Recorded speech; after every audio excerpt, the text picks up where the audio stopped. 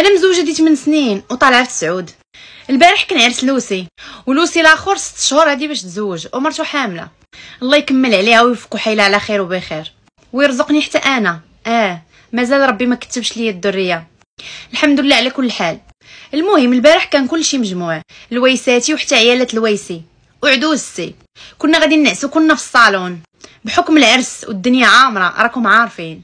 كنشوفوا كيفاش كيتعاملوا مع مرت لوسي اللي حامله، حاطينها فوق ريوسهم وجدوا ليها البلاصه وفرشوها لها. فرحانين بها بحالاش، كون جبروا النجوم كون جابوهم لها، وانا كيعاملوني حاشاكم بحال شي كلبه.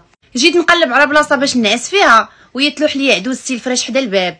قالت لي انتي خفيفه مع راسك تقدي تنعسي في الارض. وفعلا تسكيت، ما ديت ما جبت، ما درت في بالي والو.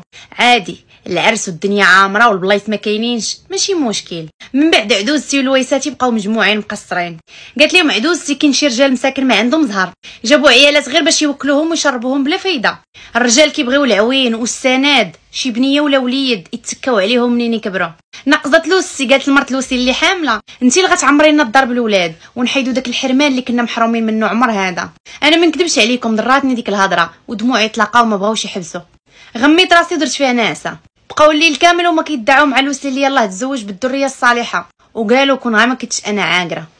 الكلمه اللي جرحت ليا قلبي وبيتتني الليل كامل وانا الدمعه في عيني. عرفتو بت بحال يرثى لها. صبحت مدقدقه وعظامي ضاريني، طحطحت بالتعافير ديال العرس، والنعسه اللي نعست في الارض زادت تكملت عليا. غير شرقت الشمس عيطت على راجلي باش يجي يديني.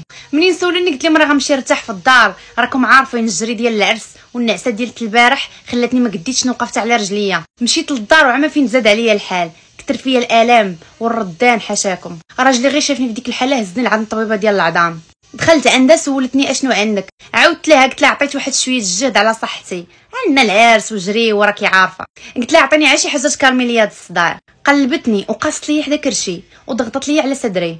انا ما بقيت فاهمه والو. قالت لي يا سيدي دابا عند جينيكولوج وعاودي رجعي عندي.